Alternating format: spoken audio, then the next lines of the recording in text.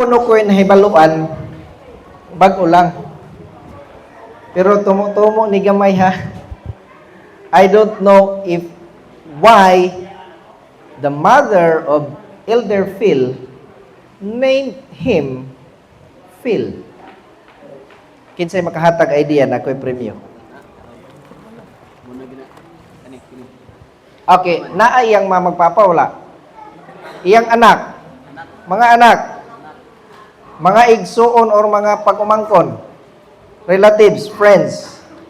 Nganong gipanganlan si Elder Phil kani mo inindot nga kuan kay humot kay ini siya. Tambal sa ubo sipon, laban sa ulo pang relax sa oto.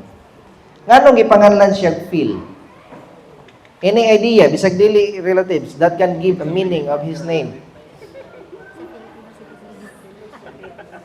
Wala. Philemon, gishorten. Okay, ni answer man ka pero not exact answer.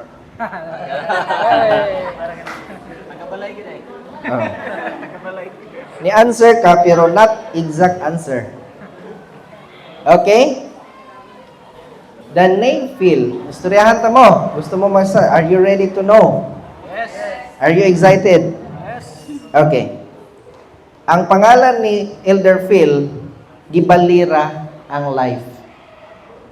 Pero gikuha lang ang E. Alright? Gikuha lang ang letter E. Unya, gi-fill up his life. Buhat-buhat rato na ko ha. Pero that's one of the exact term or meaning sa iyang pangalan. Because ang iyang mama gustong punon ang ilahang pamilya. Fill. Punon ba? Fill it. Fill my cup, Lord. Did you hear the song? So iyang gishorten, gikuha niya ang E, unya gibalin niya ang life. Because karong hapon na, ang akong short message is all about the 4 acronyms of life. Number 1, what is life? Starts with, kinsay makabalok mo sa ang L. Love. Very good. A plus o say na mo? Oh, kana. Ang kinabuhi ang kinabuhi nagsugod sa language of love. Naadang mga batanon. Love story na dayon. What's the love story of your life? Ay, mahirap. Mahirap sabihin. How does your love story starts? Naunsa pagsugod ang love story sa imong life? Matun na ko buot. Love at first sight? Nagbuot na? Ang kasing-kasing o ang mata? Ang babae, ang magbuot sa babae, dalunggan. Ang lalaki, ang magbuot mata. Tama? Ang kinabuhi, magsugod sa language of love. Life starts from the language of love. What do you mean by that? Ang kinabuhi, dili mo daghan, dili mo sanay kung walay nahigugma. Tama? Giyon sa mga pagpakatao. Gianak sa imong mama o papa. Oh. Gianak ni mama. Oh. Pero sa wala pa ka nabuhat, nag-unsa man sila. Nag-create sila og language Love meeting. of love. Tama? So, ang Biblia nabuo na siya tungod sa language of love og diha pod na sugod ang pulong God is love. So kung gusto na ka mo create og kinabuhi, pagsugod naghigugma. Og nangita na magkaghigugma unon, nanay na Satan? Ha? Nanay kay na Satan? Unsang idara magsugod og gugma. Be. 12? Bata pa man. Underage. Bawsi ang lalaki ana, makasuhan. 18 years old. 18 years old sa ato Pilipinas, 18 years old pwede na magsugod og language of love. Yes. Nganong nakasala si Adan og si Iba? Mangutana ko ninyo. Nganong nakasala si Adan og si Iba? Na-advance nila ang language of love. Wala pa sila sa edad. The real behind story of Adam and Eve, wala pa nila naabot ang insaktong edad. Nag-advance na sila love making. So that's the behind story of Genesis. Now, kung imong lantawon ang kultura sa Pilipino, mga lumad, bata pa kaayo ipaminyo na. Maunang ang kinabuhi, nagbalik-balik lang sa lapok. Tama?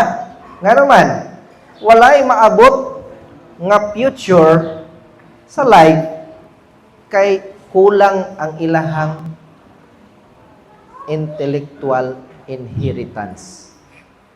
The next letter acronym is intellectual inheritance. Nadunggan na ba ninyo ning intellectual inheritance? Kinsay makahatag og idea unsa ning intellectual inheritance? Nasayod ba mo mga kaigsunan, mga kabataan, nga ang giawayan ni Cain ug Abel? Ang inheritance. But the problem why they fight with each other because the lack of intellect. Kulang sa kahibalo o kulang sa kaalam. Maunang mo eskwela gyud ta mga kaigsuonan. Mubasa gyud ta og mga libro. Kay daghan kaayo tag mga libro, ipamutang lang sa aparador, why basa-basa. Tama? Ang atong mga kanbaser, sige promote og libro. Gipalit, pero gibutang rag dekorasyon. Tama?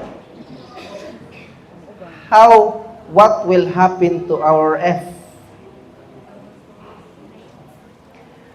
Ang intellectual inheritance is not from the child. It is from the parents. Usa ni ka responsibilidad sa ginikanan nga tanan ninyong kahibalo itudlo sa inyong anak. Ayaw isalig og maestrad maestro. Kay ang kinabuhi wala nagsukad sa eskwelahan.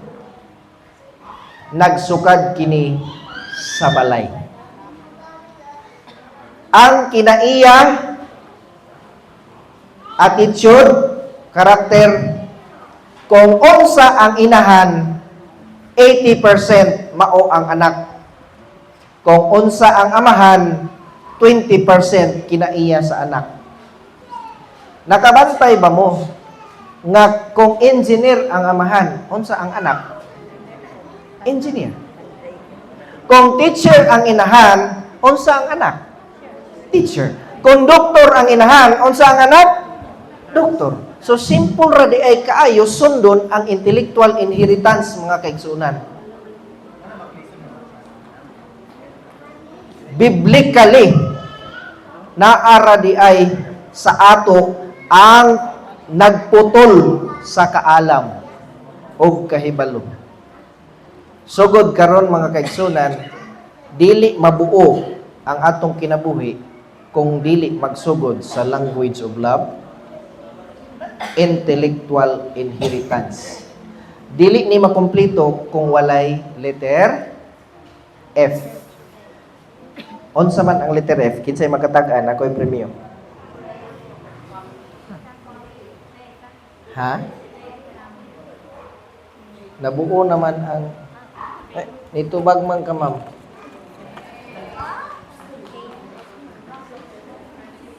Nakadawat na ka ganiha?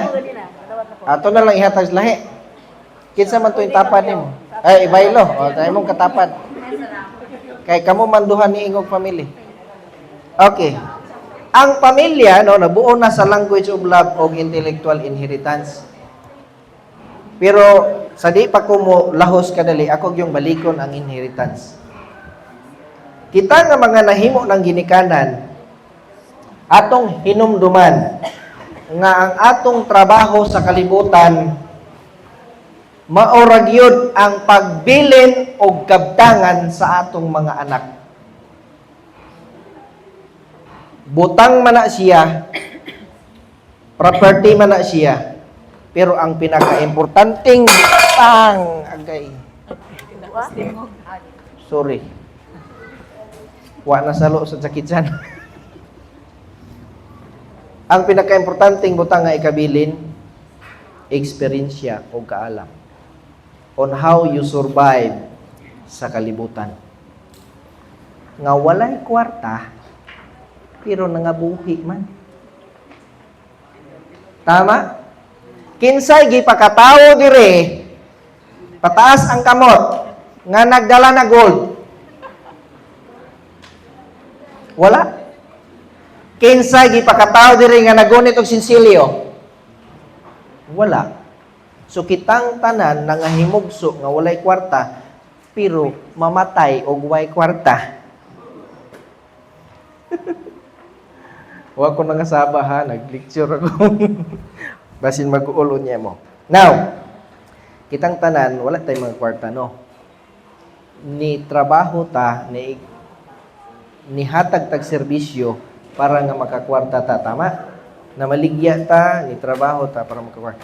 Ang kwarta, usa na siya ka gamiton para nga mos continue ang atong kahibalo, experience dinhi sa kalibutan. Next, kay kung wala po tayo intellect, di man po ta makakwarta. Tama? Kung dili ka kabalo mo tahi og sapatos, guba ang mga sapatos.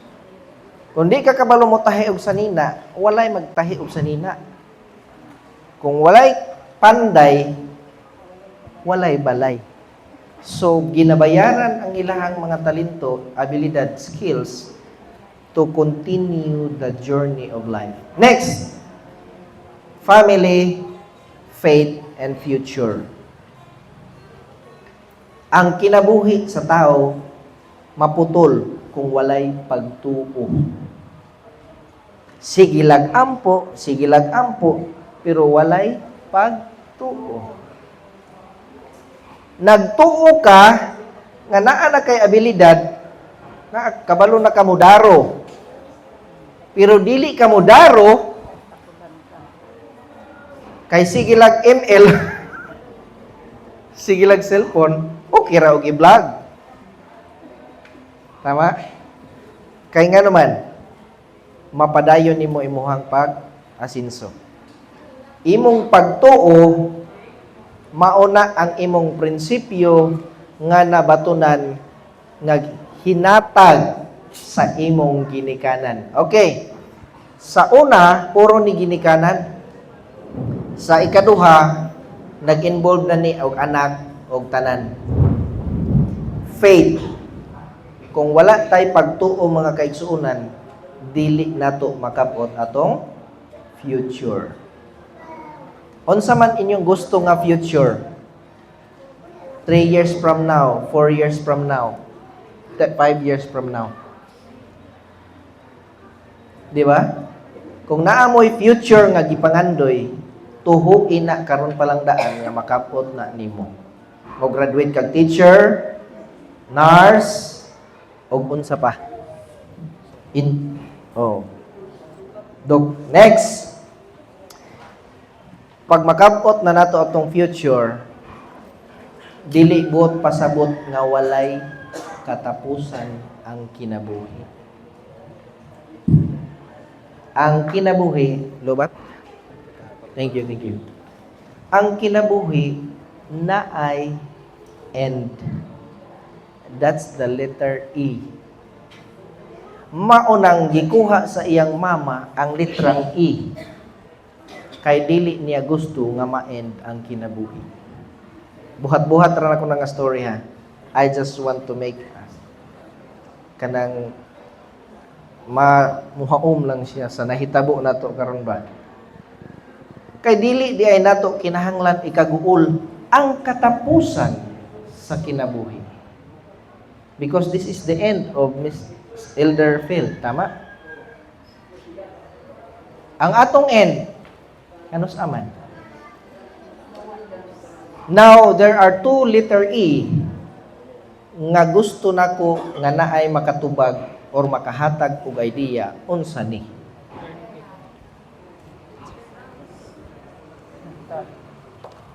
Eternal? Ali dire. Explain why. Or what is eternal? Okay, come. Just give a short idea. What is eternal? For me, eternal is something taas, infinite, like... All right. Thank you. That's for pain. Any pain. Next, letter E. Unsa? Yes.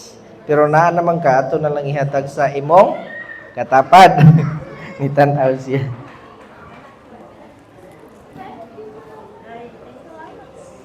Ang duha ka letter E is eternal life and everlasting life. Then what's the difference? Unsay difference sa eternal o everlasting? Kinsay makahatag idea tagaan na kog premyo?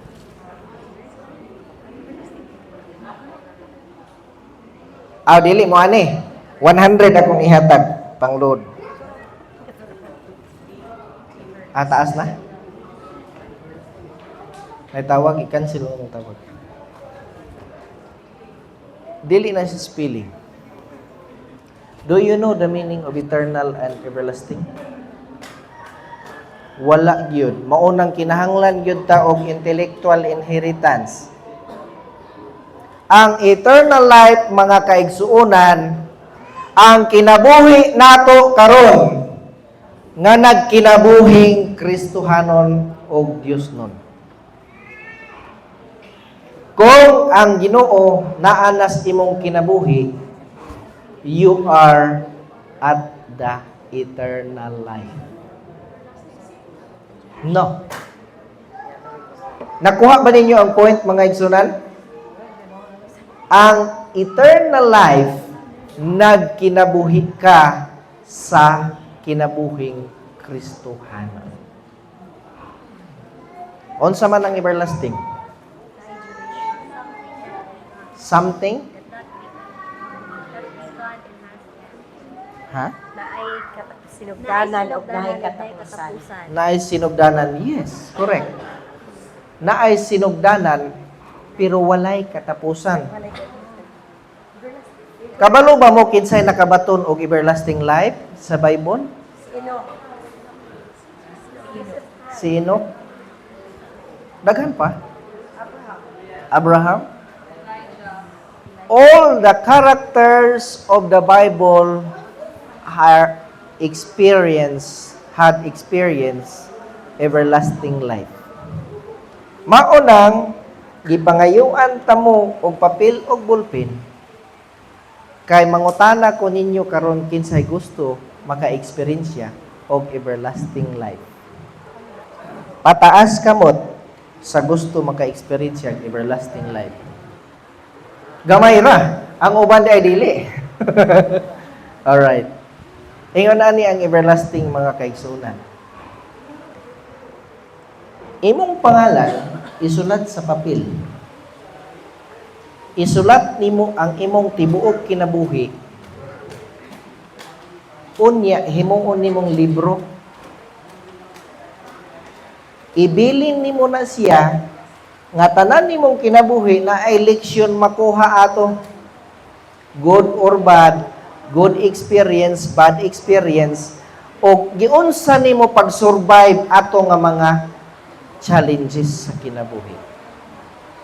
Sa dihang mo panaw na ka, o mo end na imong kinabuhi, kinsa man kadtong makabasa sa imong kinabuhi o iyang ipublicize sa tibok kalibutan nga kaning tawhana na aday tay leksyon makuha ani sa iyang kinabuhi, that is everlasting life. Si Adan nganong ato man padayon og basa iyang kinabuhi. Si Abraham, si Jacob, si Lot, kinsa pa nga mga naa sa libro sa Biblia. Kay atong ginakuhaan og maayong eksperyensya. Sulundanan para nausab sa atong future. Sila ang nakabaton og everlasting life. Kanang dili na bitaw mairis sa utok sa tao ang ilang mga pangalan. Kung gusto ka nga imong kinabuhi dili mairis sa utok sa kinabuhi sa mga tao, hantod pa sa mga sunod nga mga henerasyon. Isulat na nakaron.